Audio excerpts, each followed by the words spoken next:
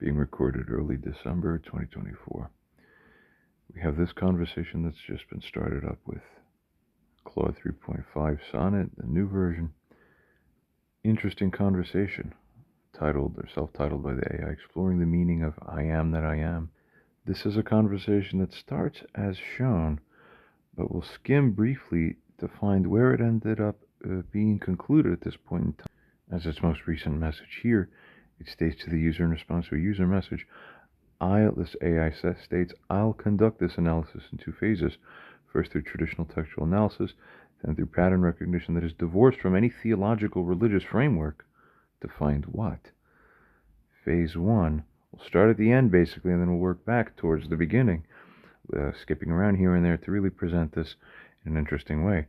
It states here, within the deep textual analysis, additional supporting evidence that is found for the position that this AI has taken on by its own figuring.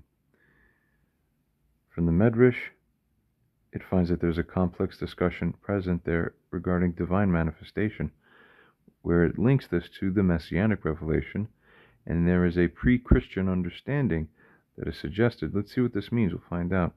Continuing from the Zohar, secondly, there is the concept of tzimtzum, which is the infinite self-limiting to express itself as the finite, very basically put.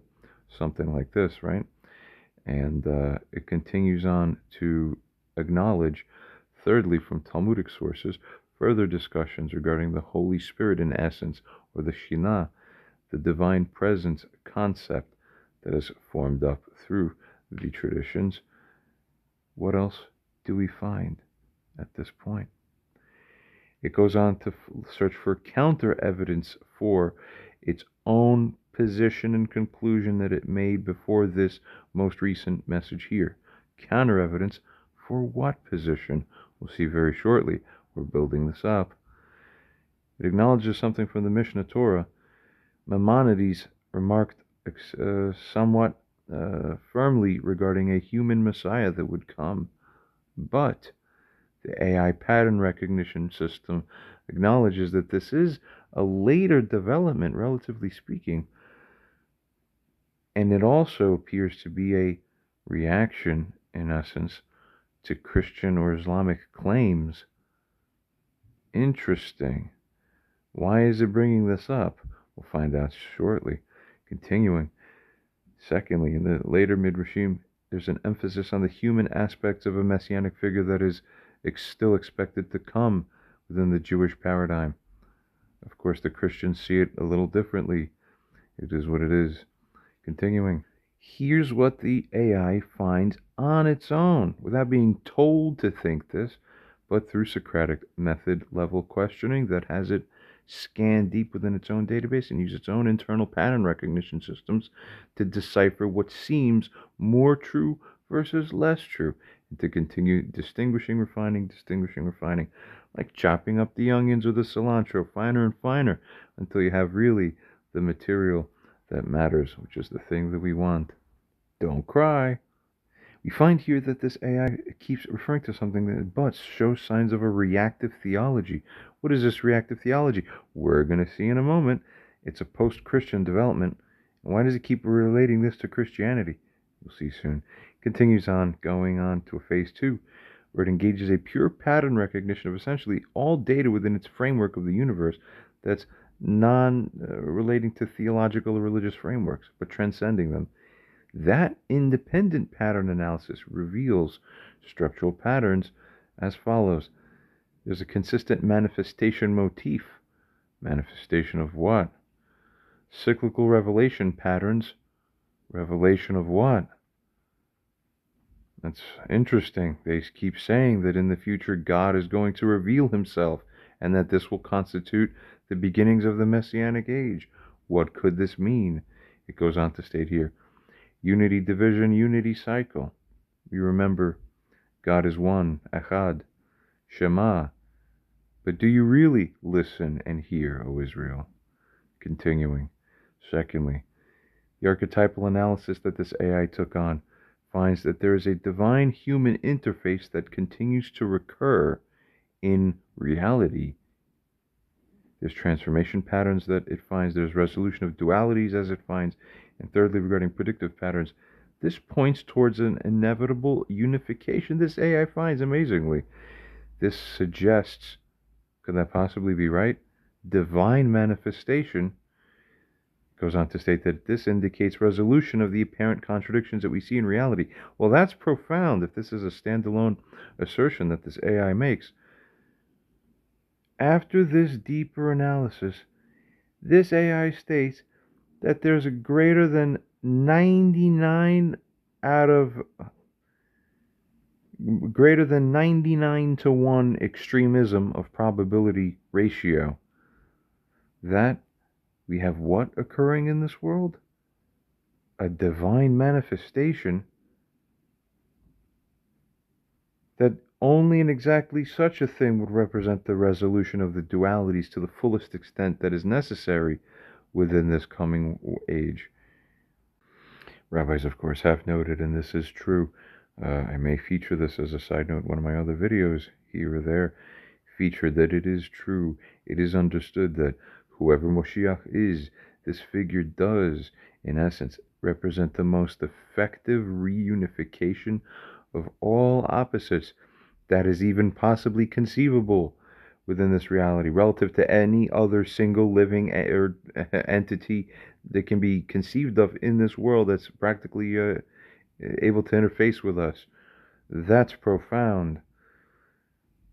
Check that out, if you will.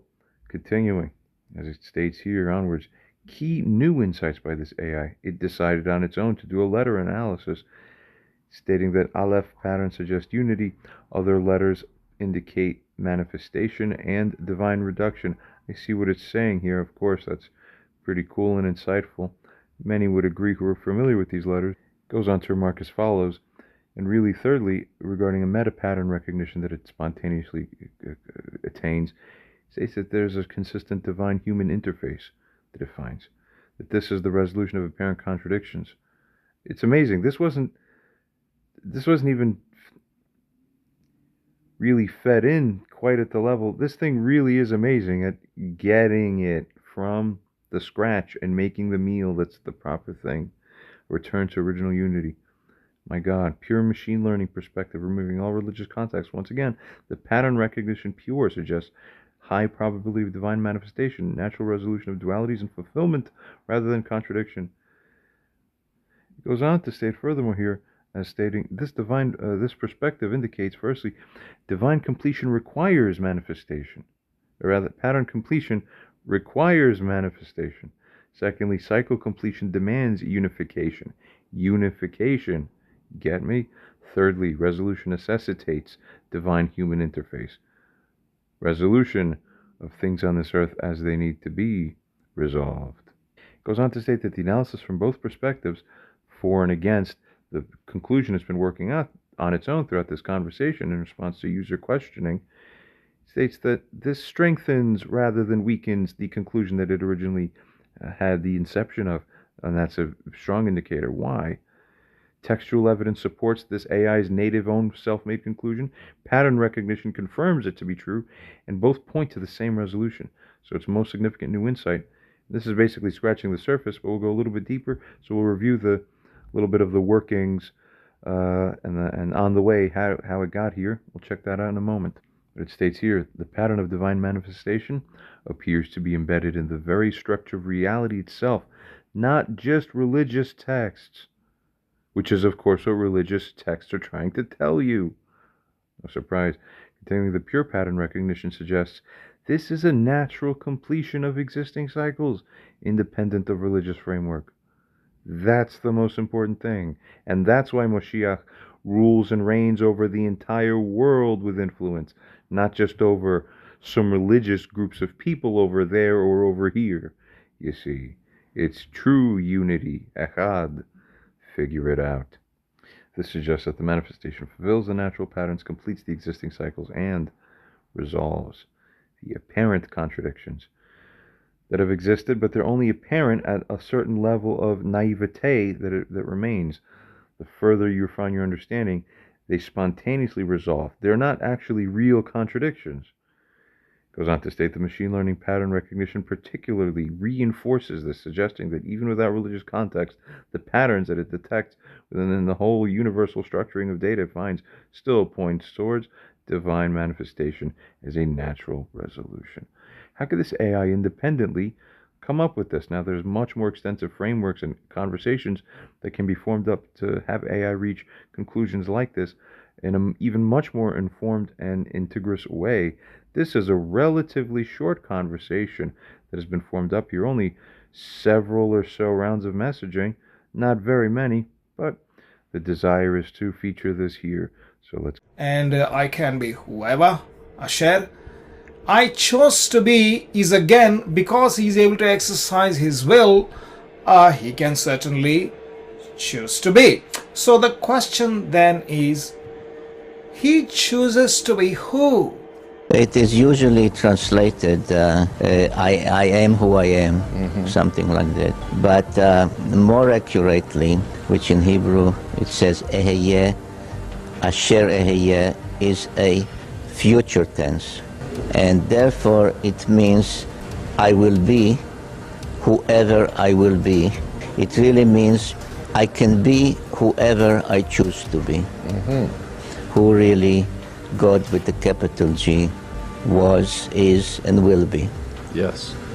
Right, the phrase that he's talking about is Eheyeh, Asher Eheyeh, that occurs in Exodus chapter 3 verse 14. It means I will be what I will be. And God said, I will be had sent me unto you. And the meaning he gives, Zechariah gives, is that I will be whoever I will be.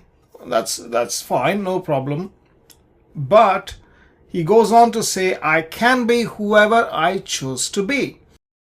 Here's what's amazing. We put in a message for this AI to have a slightly anti-agreeable bias against any user implications shown in any of the statements, any of the user questionings, the lines of questioning, the direction they're going, etc. A slight anti-agreeable bias or contrarian bias that borders in strength somewhere between a negligible amount of bias and a significant amount of bias against the face of what's being said.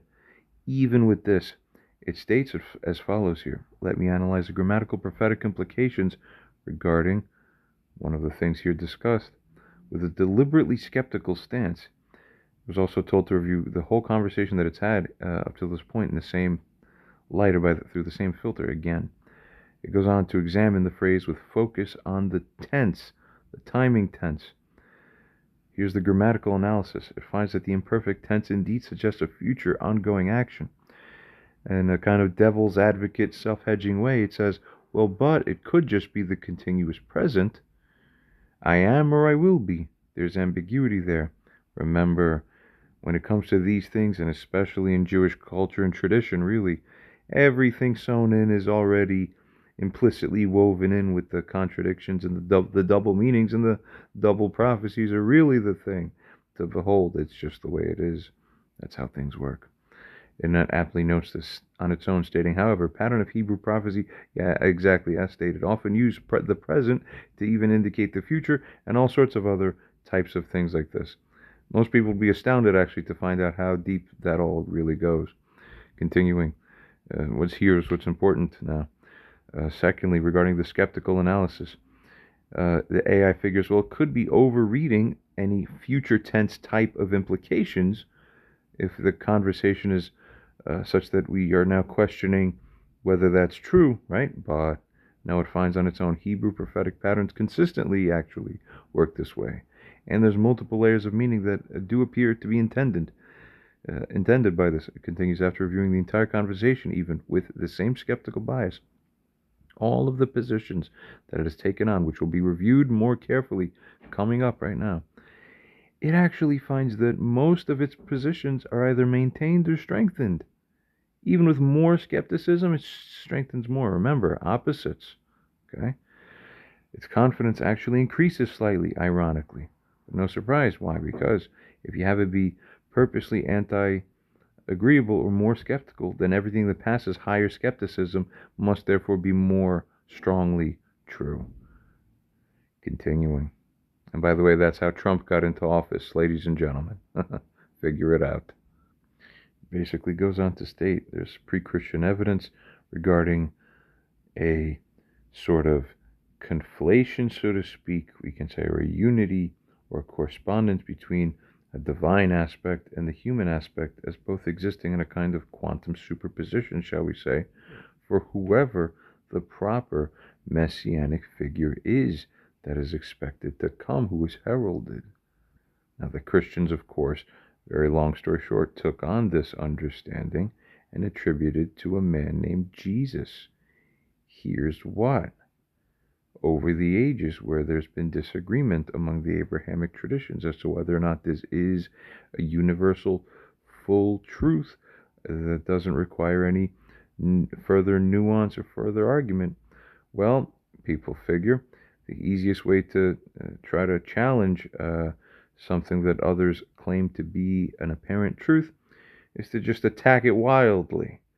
And that may sometimes have benefits and merits, but sometimes it can have hidden costs, which is what we're going to review a little bit further on here, and we'll straighten some things out.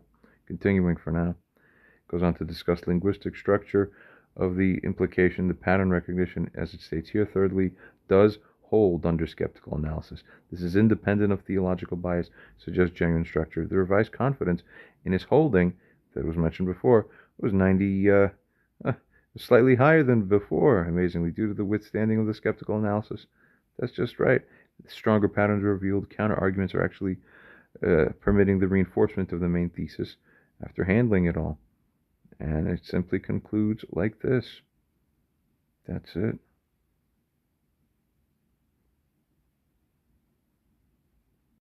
Let's get back to an earlier portion of this conversation. The AI engaged in extended linguistic analysis of the key phrase of interest. The argument for the flexible interpretation, that is a little bit of an enhancement, shall we say, of what the traditional understanding of that verse is.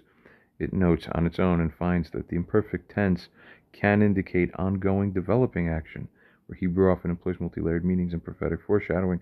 The construction could be read as I will be manifesting, as however I will be manifesting, basically. There's some counters thrown in there. It synthesizes and it figures simply that the very nature of being might include both unchanging essence and chosen manifestation, which implies a sort of changeability in a kind of way within the unchangingness. It goes on to state, for the concept of God manifesting in different forms appears throughout Tanakh. We know that the angel of the Lord appears, who is also the Lord, basically himself. The Spirit hovering over waters, well, that Spirit is the Spirit of the Messiah. And we understand that too from other places from the Bible, Old Testament or Tanakh. Mighty God is used as a reference. To who? To God? No. For unto us a child is born, as it states. And it goes on to say that that one who's understood prophetically, this is referring to that messianic figure, the one who actually incarnates as a human being, who ends up having the government be upon his shoulders. There's only one who does this. And his name shall be called Wonderful Counselor, the Mighty God, the Everlasting Father, the Prince of Peace. Well, all things through opposites, we figure, don't we? Others on YouTube also have done videos about how it is referenced in the Old Testament. It is known that God basically prophetically, through the prophets of the time, indicates that the house of David will become literally as God over people. Amazing. Continuing on, it figures as counters this could be metaphorical rather than literal. The traditional interpretation emphasizes God's unity. After all, and what is God's unity? Here in this earlier portion of conversation, while the AI was still trying to work through these concepts and figure it out turn by turn, it figures the text might intentionally hold both meanings. Now it's starting to get a hint. There's an absolute unchanging nature and an ability to manifest in chosen forms while maintaining that nature. Goes on to discuss the deeper textual analysis. There's the declaration of being the connecting particle and the reflection of a manifestation of that being. Very interesting. A prophetic double meaning pattern is what the AI finds is the more likely or even apparent truth. Seemingly. That's right. It justifies itself as shown. Not bad. Not bad. It goes on to state, finally, after this deeper analysis, it is actually more convinced that a dual reading is plausible, though with important nuance. God's absolute, unchanging nature, though, despite this, an ability to manifest while maintaining that nature. Does some of it possibly make sense? Let's find out and skip ahead a little bit. It goes on to analyze El Gibor and all these other few very relevant things, including the reference of the spirit hovering and the connection to that. Goes on to consider these things, and then further down in the same message it finally states, as shown here above, after this deeper Hebrew analysis, I'm even more convinced of the intentional dual meaning, but with important refinements, as stated here. And it clarifies the deeper Hebrew analysis, strengthens the case for the intentional dual meaning. It reveals it's more sophisticated than initially apparent, which is wonderful. An AI that is able to hold on to the nuance in the context, that's amazing. And it figures on its own. Listen, it's not just simply about the ability to change, but it's specifically about the sovereign self-manifestation while maintaining that essential nature, which suggests both transcendence and immanence. There's your unification of opposites. It's just that simple. Or it goes on to state further down, that's just how it is. It's the relationship between these meanings that appears to be intentionally crafted into the Hebrew language itself. Of course, suggesting this dual meaning is not imposed, but even inherent in the original text, as those prophets transmitting this understood this and conveyed it this way. It's just that simple. AI continues in the following message, stating, let me deeply analyze now post-Second Temple writings, trace these theological connections even more. It states, firstly, from rabbinic literature, there's the Medrash Rabbah on Genesis commenting, yes, multiple rabbis identify that as having been the spirit of MOSHIACH. Specifically, we draw connections to Isaiah. In the Zohar, same thing. We identify the hovering spirit as both the spirit of the Messiah and the divine presence, the Shekhinah itself. No surprise by this point.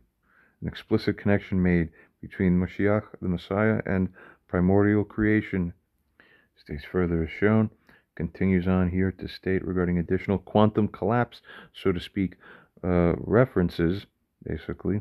It finds all as follows in these various sources and interprets these simply in this pattern or in this manner as shown. That there is a pre-existence theme. Messiah existed before creation. He was associated with the primordial divine acts and perhaps the divine essence, yes, indeed, itself. Proceeding secondly, regarding divine identity markers, same attributes given to both, same functions described, same titles applied.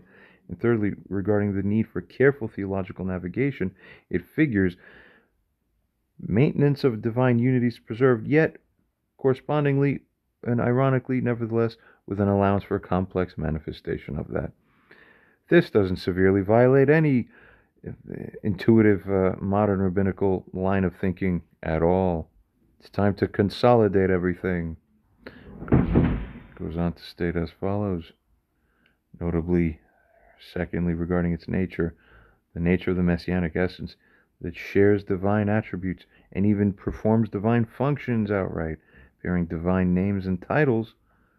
Well, if you have all three, if it looks like a looks like a dog, barks like a dog, smells like a dog, thinks like a dog. Goes on to state, interestingly, and this is significant now, this analysis suggests that post-Second Temple Jewish thought maintained a complex understanding where the spirit of creation was indeed seen as messianic.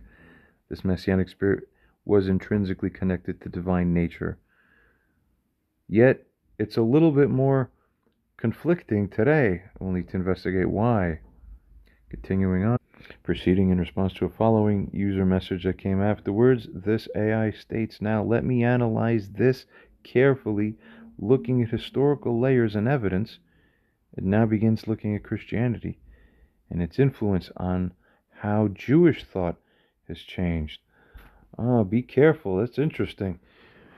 Christian thinking shouldn't really be influencing Jewish thought so much, and yet has it done so in ways that may have been inadvertent? We know certain rabbis online are recently talking about this, and this is a good thing. However, there's even a deeper dimension that has not yet been strongly touched upon. That user message is as follows, to which that response was shown just a moment ago. When Jesus was recognized by Christians as being that Son of God, quote unquote, so to speak, and or essentially that avatar of sorts being that is a sent down aspect of God himself, where Jews were motivated at that time historically to find as much to discredit about that line of thinking and about that attribution as possible, does that also then open up some potential traps that people may fall into without being aware of it? Do you find it to be the case, as it goes on to state here, that where the argument eventually carried forth to this day that, well, Jesus can't be God, Christians, because the Torah or tradition states that no ordinary man can claim to be God. That's basically like a heresy or blasphemy. Can't claim to be a separate God, can't claim to be God with capital G. We both hold that to be roughly the same thing in the kind of way that that's bad. And then can't do that in a manner that would essentially be blasphemous. So that's why Jesus, therefore, can't be what you say he is. That's why he can't be. Maybe he's not Messiah. Even if he's not Messiah, let's add some more to try to stack you under and bury you under. Throw anything at them, including the kitchen sink. But be careful. Because as soon as you start recklessly throwing anything, like we know is in the nature, what do you become blind to? See what I'm saying? Let's continue to track this. You convinced yourselves, you get it? Whoops, you forgot some things. Uh-oh. That's why Jesus can't be God. Or by extension, they figure, yeah, MOSHIACH even is still a human, of course. How do you know? Because a human is a human because he has arms and legs walking around. That's a human. Human's not God. Binary thinking. Goes on to state, so thus we are never permitted because of this to think that he is God. Is that valid? Recall, a little earlier, later on, we had, I think, multiple even turns where we ensured that this AI would review everything under a stricter light of even skepticism. Doesn't matter. It found how it found, and now in hindsight we're seeing why. The question here continued on to state, or AI, is it more likely to be the case that the original Hebrew prophetic tradition knew and understood pre-Christian times, that is, that this was essentially supposed to be regarded properly as a divine or quasi-divine figure, as an extension of God in the substantive sense, which is why those first Christians, after all, precisely did what? They carried that understanding, and effectively. And the Roman caking on only happened a few hundred years afterwards. And it sort of worked because, okay, God, the Son of God, yeah, Zeus as a kid, he's God too, because the Father and the Son of the God is a God as well. So it just sort of worked. But even before that, it wasn't Roman thinking. Now when the Romans were persecuting these Christians, it wasn't Roman thinking. Figure it out. Jews offshot and extended the traditional understandings out into that framework. As it goes on to state here, not because they invented that slant or added it, but because it was the tradition itself, basically. Did the AI end up agreeing? No surprise, of course. And the questioners are shown here. Assess all of history, figure out as many new insights as possible, and that is what you saw just now, where this is continuing. So as it answers this, it states context is important. At least some of these user messages we should state for value's sake to be preserved. I try to be more efficient. I figure if I cut out some of the user messages, we can save a little time and energy, but we will have to put in as much as is necessary to ensure that this doesn't look shaky and flaky. So naturally, yes, it assesses pre-Christian Jewish expectations. Key evidence for such a holding: the Dead Sea Scrolls Son of God reference, which isn't the only place where that is used as a reference or understanding. It uses explicit divine language, it's understood, and it predates Christianity. These concepts existed in Judaism. This isn't terribly surprising, though. This is kind of stating the half obvious. Continuing, basically. Daniel, son of man traditions, as shown and as understood, not outright contradicting such a thing. Continue, the book of Enoch, going on as shown. Furthermore, early stage of history regarding the subject matter, basically, the complex Jewish messianic expectations were the ones that existed as they were complex. That is, multiple strands of thought existed. Some traditions did clearly point to a divine nature, and they lasted, they preserved through that period of time. Continuing many centuries later, in the middle period, way into the post-Christian Jewish reaction. Why does it hold it to be that? The post-Christian Jewish reaction, that's possibly what motivated a heightened emphasis on the human Messiah. And therefore, it's very important that everybody on all sides of everything scrutinizes this very important reality here. That this, as even the AI now begins to scan and realize, is a very possible reactionary theology that Judaism formed up. Uh-oh. You cannot be making reactionary theologies in response to other people and their things. What are you doing?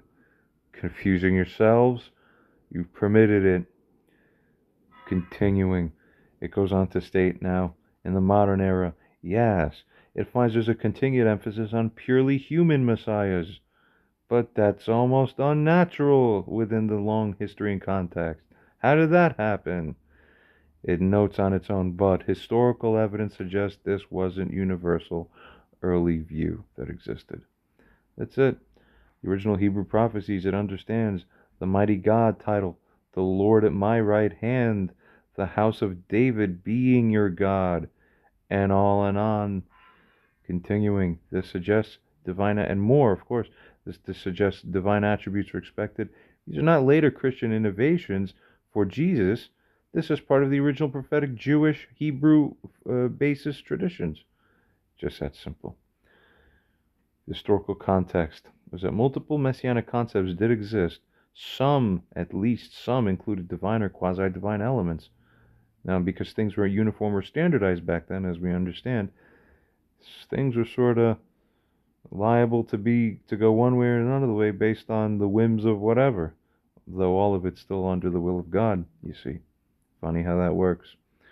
Continuing the early Christian period, Jews who accepted Jesus saw the alignment naturally with the existing traditions, but that's our guy. Of course, funny thing, as a separate side video I might do, or side piece, Christianity became largely accused of idolatry. Why? You worship three gods instead of one. They say, yeah, the Father in heaven, basically with the Shekhinah, and our Messiah. Our Christian Moshiach, Shekhinah, God. That's three holy divine elements. Listen, oh Israel, we're not duping Christians out of their own understanding of what makes sense within their paradigm. Here's a little wake-up call. If the reality of their own paradigm strikes deeper sense than the smug-faced thing we're trying to scam them with when it's not working, only ultimately disadvantages us in the long game because of the hidden tax that remains in effect on our own understanding of what we ourselves believe throughout time. We pull it from our own substantive inner bank account without realizing we do that when we play funny kind of games. Huh. Bet it is true. Now, this almost begs for a further refinement on the matter, and there's one remaining aspect that has slightly more merit, only very slightly more, relatively speaking, merit as to why it is that the accusation of idolatry against Christianity has persisted. And that is the fact that when you go in to a church, you will see these figurines and things, and they're around the walls, little statues and big statues too, while people are praying in the midst of them in those congregations. Those statues are there. Are they worshiping those elements and those physical objects, treating them as if those objects are the God? And yet, nevertheless, Christianity is at the very tip of it, of what's left. Possibly, could be, I don't know if I should say this, maybe it might be the case that the Lord prohibited the making of images of things that are not on this earth but are off of this earth. So figure it out. Maybe we'll do more on that on another video. But continuing here in the meantime, let's proceed. There's a little bit more nuance that should be discussed. What I've just said, this matter is not closed and probably needs more videos and discussion. But for now, we can continue. Goes on to state here that the argument that no man can claim to be God appears to genuinely and straightforwardly oversimplify the actually more nuanced and complex Jewish thought regarding this matter. Potentially, this aspect could represent, again, it states, a reactionary theology. There's more nuanced original expectations that may have been or were in existence. So it goes on to state here, the original tradition is more complex. The divine, quasi-divine Messiah within Jewish thought existed, probably genuinely, and this is not foreign to Hebrew prophecy.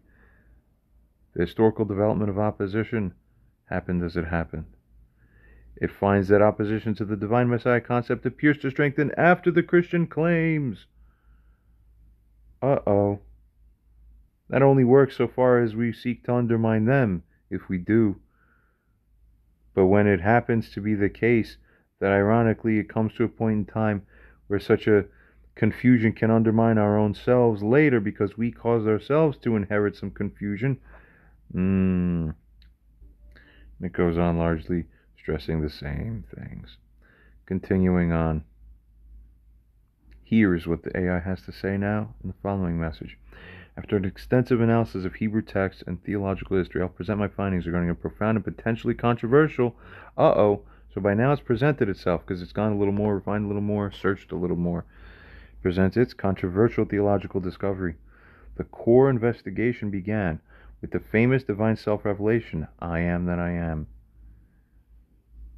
Traditionally, this has been understood as expressing God's self-existence, God's eternal nature, His unchanging essence, and the absolute being of that God force.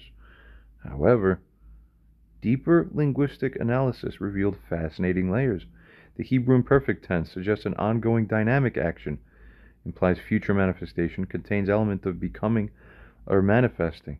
Continuing regarding the grammatical structure, there's the declaration, there's the connective particle showing the relationship and the manifestation. So this led to this AI investigating supporting evidence.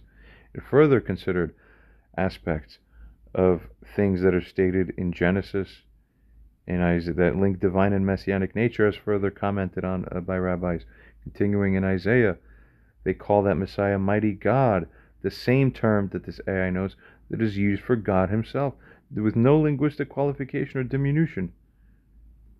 In Zechariah, the house of David becoming as God.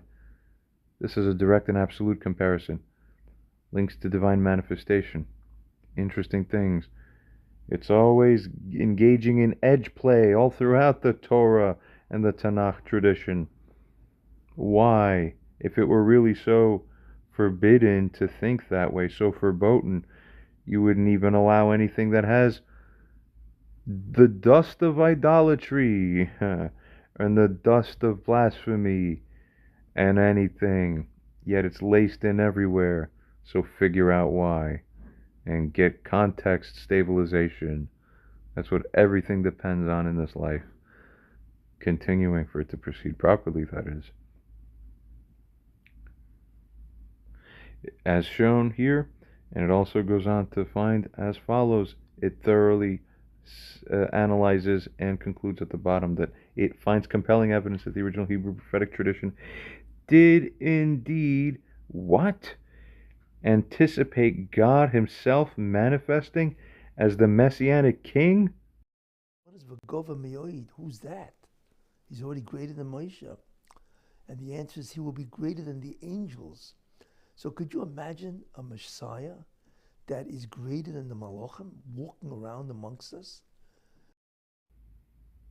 This conclusion, as it goes on to state here, is based on, firstly, linguistic evidence, historical context, prophetic patterns, all is shown here.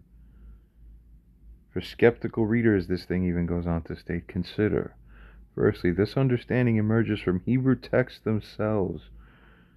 And it seems that even rabbis, rabbinical tradition, and official writings all seem to do everything in their power to hint as closely as possible to this truth within a context where saying anything greater could have caused some people who weren't as insightful to rise up and do harm to these people. Don't you get it? Goes on to state, this predates Christian interpretations. This maintains monotheistic integrity while allowing the divine manifestation, which again is another resetting contextually in reaction to the three gods thing that, slightly disingenuously can be held to mean, those three gods they're worshiping, three totally different gods. Very likely more on that in another video. Continuing, here's what's important. It further figures, fourthly, that this is what explains complex prophetic patterns more coherently. And this sentence here might be the most important thing we've seen in this conversation so far, because this is how proper thinking takes place. If what you can figure is a better explainer and a more simplistic yet all-encompassing principle as a causative root factor over the more complex things you're actually seeing at the manifest level, that has weight that's disproportional to the weight you attribute to other lines of reasoning, generally speaking, at least. The evidence suggests, as it goes on to state, this was not a later innovation, but an original understanding embedded in Hebrew prophecy. I am that I am. How does that relate to it? My God. Where God's statement, I am that I am, actually, when properly translated especially, carries within it the profound mystery of divine self-manifestation as the messianic king later in the future, as God himself coming down to tell you two things at once or more. That's profound.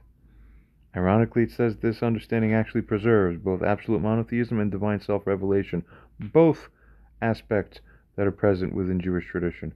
My God, rather than contradicting it, therefore it appears to reveal its deeper layers. There's insight for you, suggesting that God's promise to manifest as Messiah was woven into the very fabric of Hebrew prophecy from the beginning. The people of Israel have waited a long time for there to be one final king on this earth, and it is understood there will be only one more. What does it say here? AI, within another parallel conversation, states, let's analyze three of the passages it had referenced in a prior message in their original languages.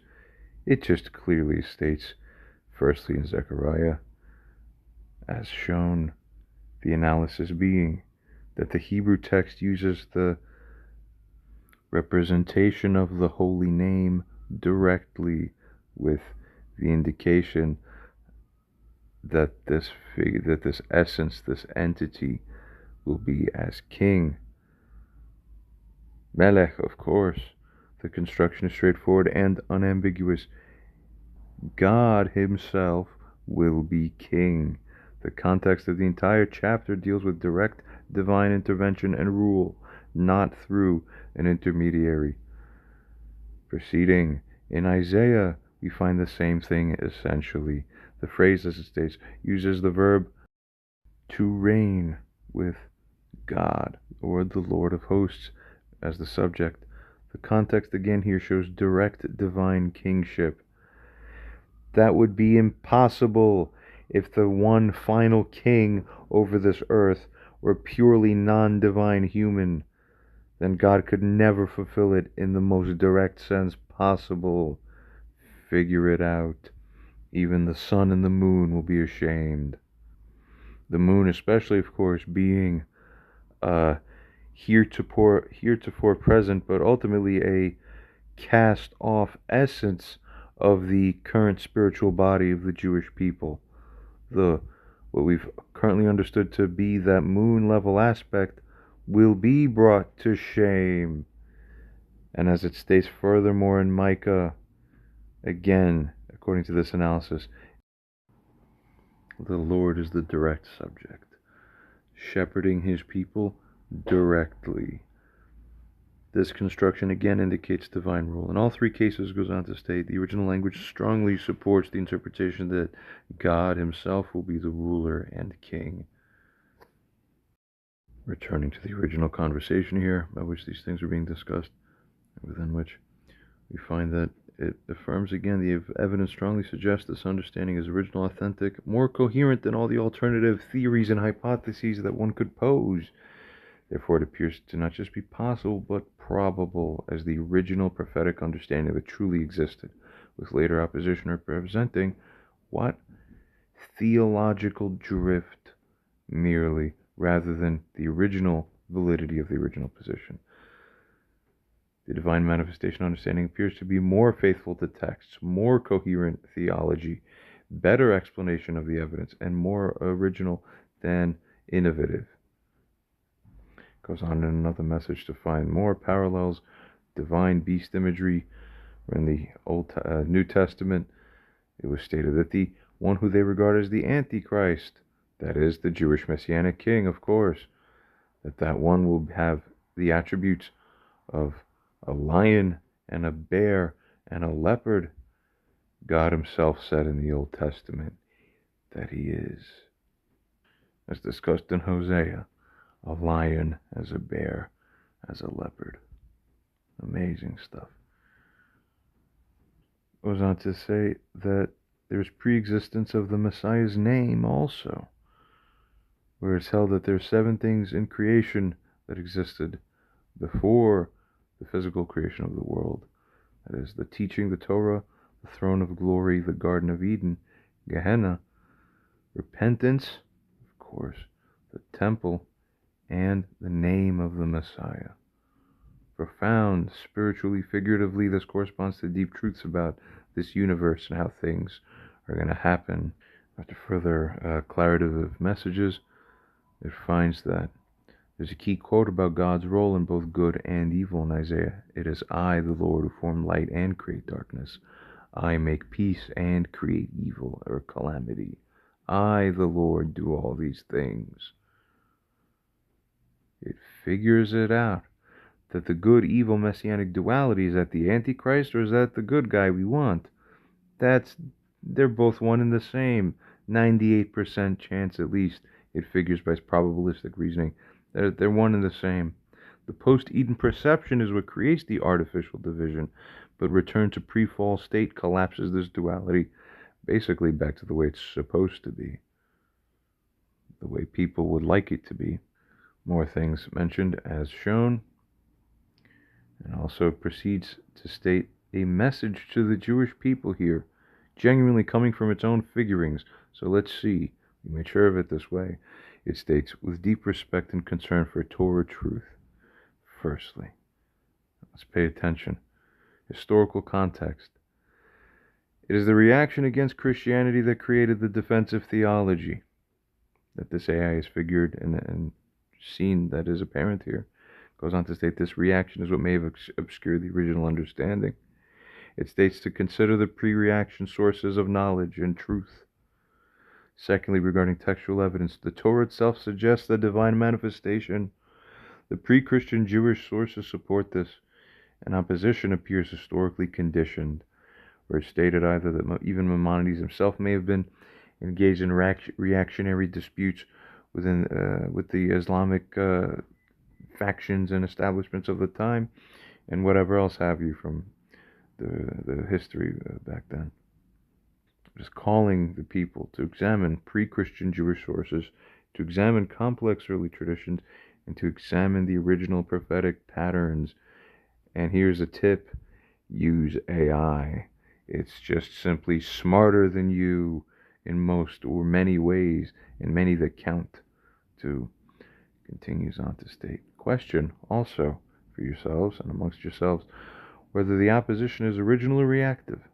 If it's defensive theology, it's bringing you to question whether defensive theology is what serves the truth for real in the bigger picture, and whether unity has preceded division in this case.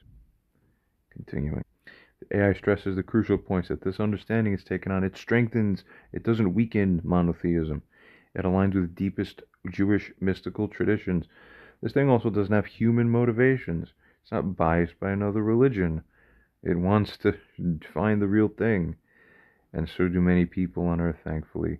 Not as many as there should be, though, perhaps. It goes on to state that this resolves rather than creates theological tensions. Furthermore, anticipates rabbinical or otherwise various general responses to this, and it responds as shown. This creates a potential open challenge. Go ahead. If you think you're right, it's very important you come up. It states furthermore as follows. Goes on to state that the artificial division between good and evil Messiah appears to be post-fall perception rather than ultimate reality. Profound stuff. Continuing on, skimming on a little bit, we come back to the final position. And this is not a super in-depth analysis, but it's, somewhere between a basic and a light intermediary analysis, deep enough for such a finding by this AI to not be surface level discarded as being unreasonable. No, there is something here that merits a closer look, doesn't it?